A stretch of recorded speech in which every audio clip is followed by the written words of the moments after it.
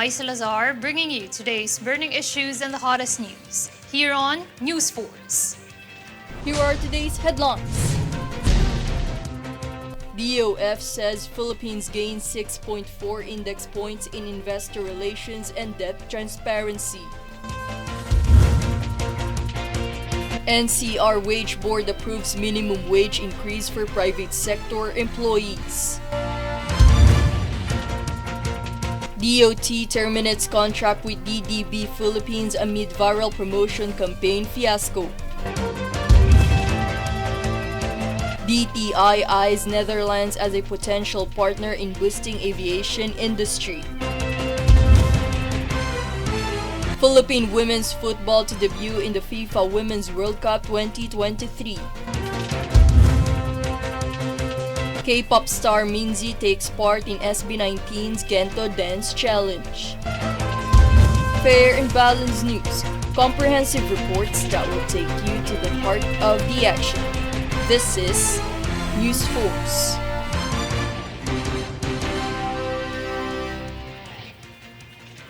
For today's top story, the Department of Finance, or DOF, announced that the Philippines has ranked 3rd out of 41 countries in the 2023 Investor Relations, or IR, and Debt Transparency Report released by the Institute of International Finance in June this year.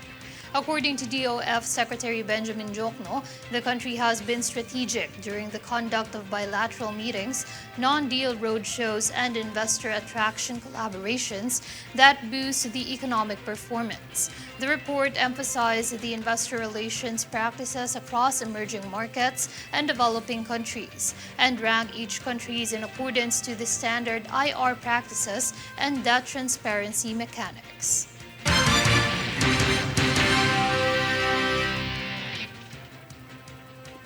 The National Capital Region Wage Board approved minimum wage increase for workers in private establishments effective on July 16.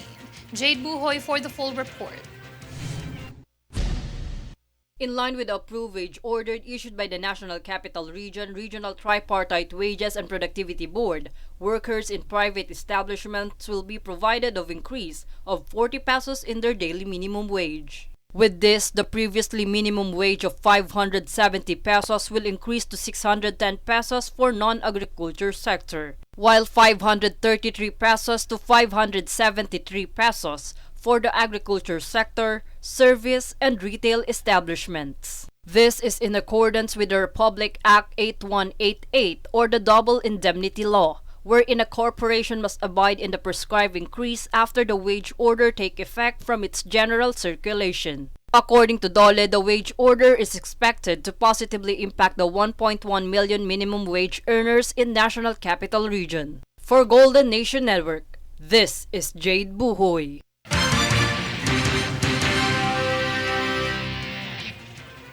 Meanwhile, Mayon volcano continues to emit hazardous lava flows in the past 24 hours, leading its status under Alert Level 3, according to the Philippine Institute of Volcanology and Seismology, or PHIVOLCS. Some of the possible hazards, like rockfalls or landslides, moderate-sized explosions, are being monitored.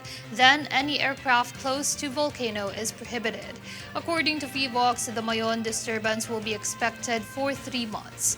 Meanwhile, the government allocated more than 100 million pesos to aid the affected residents, while 28 evacuation centers in the region were also prepared for the evacuees' nearby area.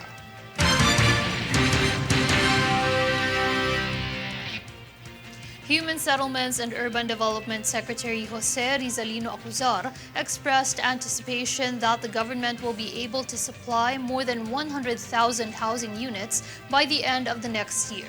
Acuzar added that almost 20 projects are now being built, while some are for processing. Others are up for bid. Through this, Acuzar voiced optimism that the government will be able to meet the 6 million housing target by the end of President Ferdinand Bongbong Marcos Jr.'s term.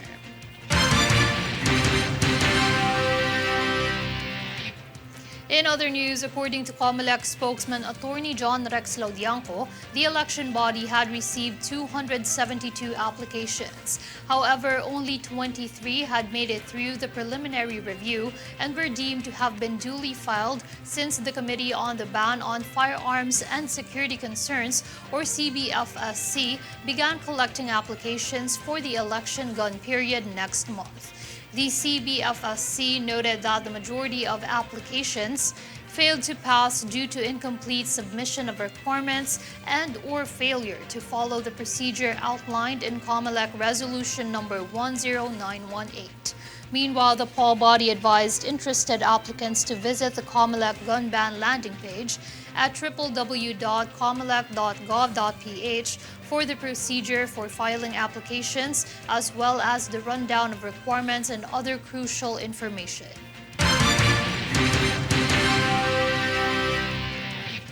Recently, the MRT3 management filed a petition to the Department of Transportation to raise the current boarding fare of 11 pesos to 13 pesos and 29 centavos and the per kilometer fare from 1 peso to 1 peso and 21 centavos. Should the DOTR approve the proposed increase, the minimum fare will now be 16 pesos and 34 pesos on end-to-end routes. It can be recalled that this is the second fare hike petition submitted, as the last fare adjustment took place in 2015.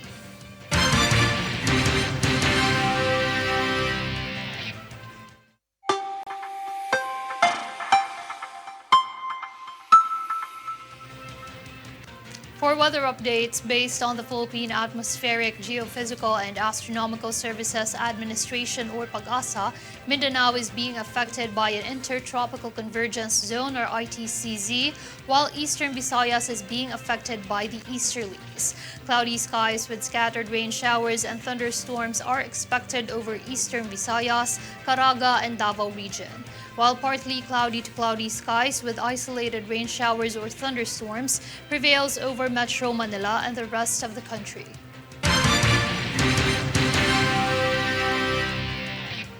Coming up next on Newsforce.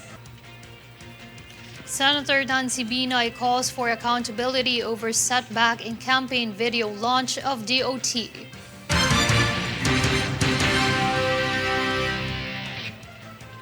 DOLE establishes tripartite council for hotel, restaurant to rev up tourism industry.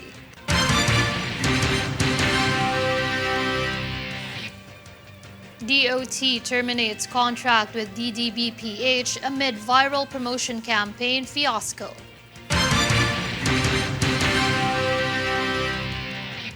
Stay tuned for more stories and reports when Newsforce returns.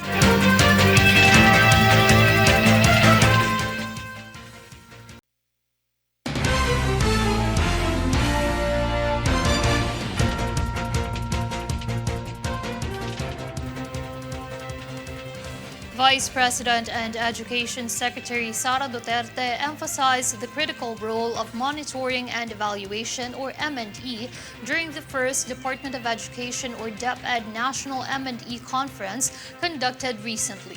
The conference aimed to set the direction of DepEd's M&E system, provide updates on global and national M&E practices, discuss M&E principles, standards, strategies, and mechanisms, and promote collaboration with program managers and DepEd staff to support M&E initiatives at the management level.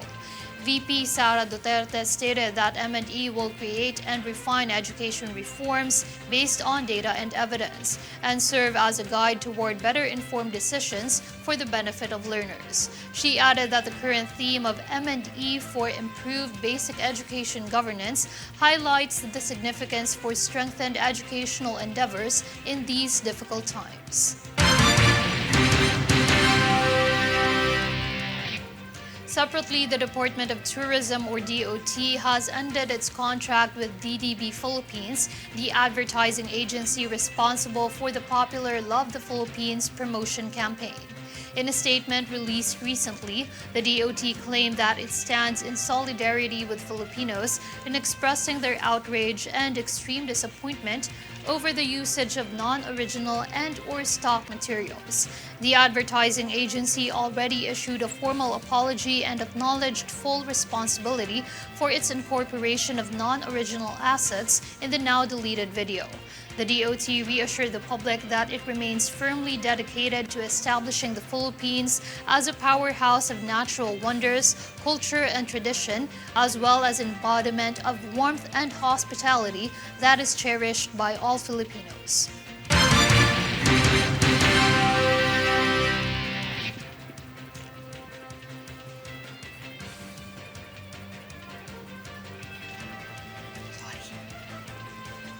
On the other hand, Senator Nancy Binay expressed disappointment over the campaign video of the Department of Tourism or DOT that featured foreign stock footages. Senator Binay emphasized the need for transparency and accountability as the funds used in advertising came from the general public. Binay expects DOT Secretary Cristina Fiasco to immediately address the issue and preserve the reputation of the brand. The senator urged the DOT to thoroughly examine when assessing concepts presented by the ad agencies. As such, promotions can negatively impact the decision of travelers and ruin the country's promotion of destinations.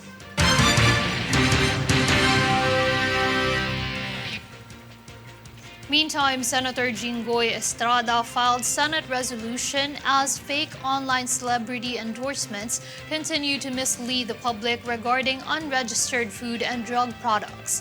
Here's the full report.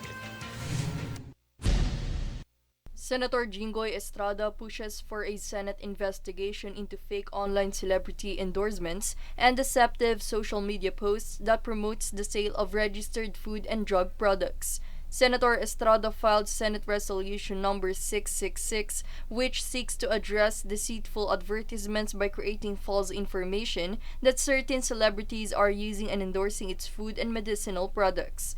The bill also looked into the lack of registration with the appropriate health authorities that have not yet received approval for distribution and public use. Estrada highlighted that the circulation and spread of fraudulent online advertisements directly violates the Consumer Act, which penalizes deceptive posts and promotion sales.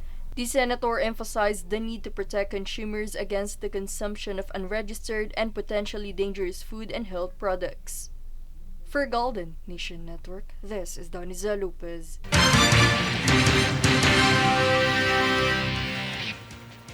Department of Trade and Industry or DTI Secretary Fred Pascual stated that the Philippines is focused on promoting development of aviation industry through a potential partnership with the Netherlands.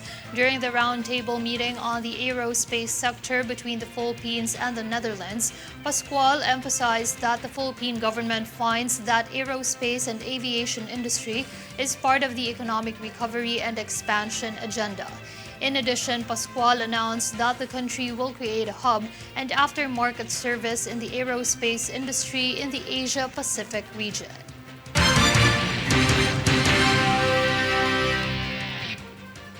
In other events, the Department of Labor and Employment established a tripartite council for hotel and the restaurant industry due to development of tourism sector in the country. Jade Buhoy for the full details.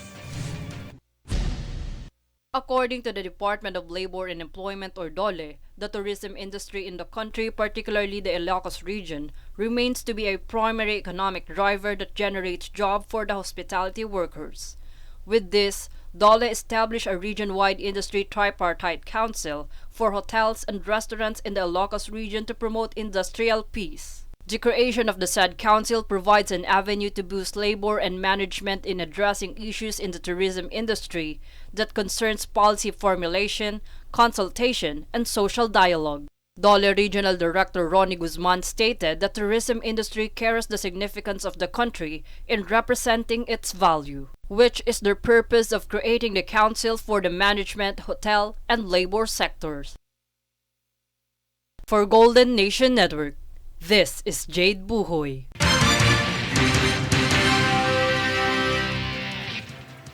Through DICT Secretary Ivan John Uy, the joint declaration of intent for cooperation between the Cybercrime Investigation and Cooperating Center, or CICC, and the United National Office on Drugs and Crime, or UNODC, was recently signed at the National Cybercrime Hub in Taguig City. The signing was conducted by CICC Executive Director Alexander Ramos and UNODC Representative Olivier Lermet, with witnesses including DICT Secretary Uy, UNODC Representative Julian Milian Platero, and CICC Deputy Executive Director Mary Rose Magsaysay. UNODC and CICC will combine forces to merge expertise, improve capacity, and establish robust legislative frameworks to fight the complex difficulties posed by cybercrimes, signifying a solid front in the pursuit of justice and security in the digital age.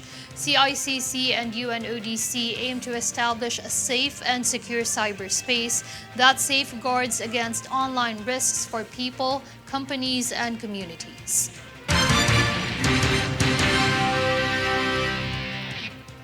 Up next on Newsforce. DSWD conducts reach-out operations in Metro Manila through Oplan Pag-abot project. Philippine women's football to debut in the FIFA Women's World Cup 2023.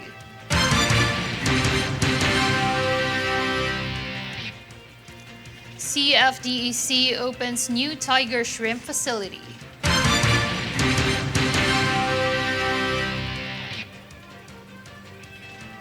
Stay tuned for more stories and reports when Newsforce returns.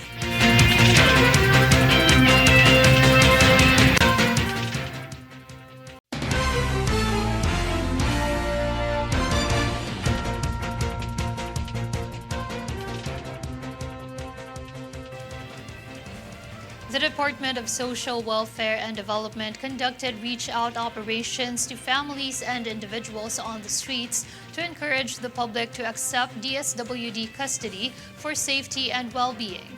Here's the full report.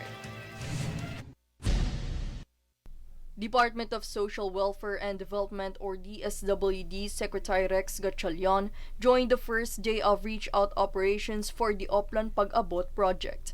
Emphasizing the significance of respecting human rights protocols, Gatchalian personally interacted with families living on the streets, encouraging them to voluntarily accept the DSWD custody. DSWD assured reach-out families that the agency is ready to help them in providing livelihood opportunities if they go home to their provinces. DSWD Secretary Gatchalian emphasized that the primary objective of the program is to ensure the protection of the families and individuals on the streets for their rights and welfare. Furthermore, Gatchalian announced plans to expand the reach-out operations beyond Metro Manila. For Golden Nation Network, this is Daniza Lopez.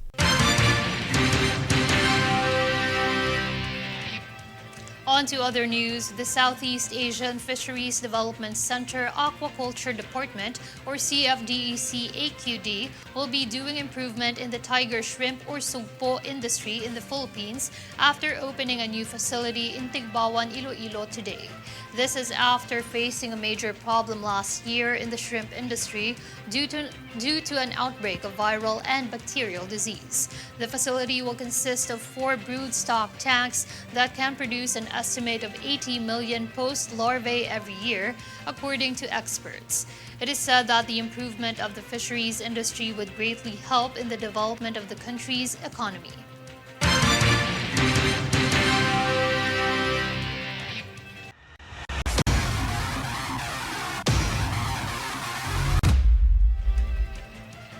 On sports, the Filipinas women's football team will debut on FIFA Women's World Cup 2023 after clinching their spot in the FIFA Women's World Cup qualification last year. The women's national team will be at Dunedin Stadium in New Zealand in July 21 to face Switzerland. The Filipino footballers will also be competing against New Zealand and Norway in the pool stage.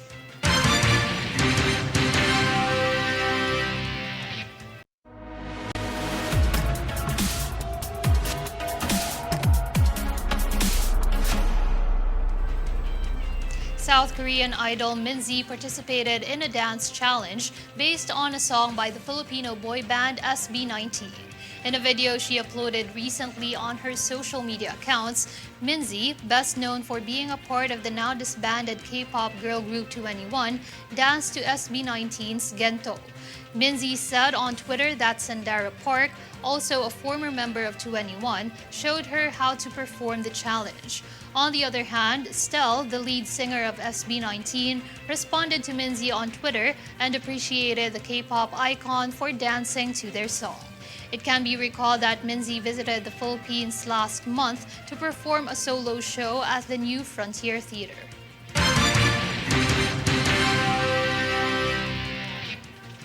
And here's a recap of today's headlines. Here are today's headlines. DOF says Philippines gained 6.4 index points in investor relations and debt transparency. NCR Wage Board approves minimum wage increase for private sector employees. DOT terminates contract with DDB Philippines amid viral promotion campaign Fiasco.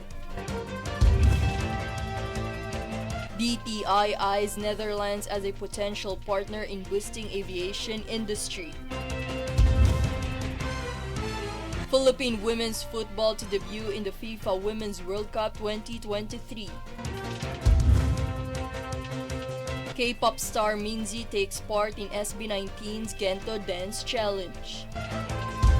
Fair and balanced news, comprehensive reports that will take you to the heart of the action. This is Newsforce.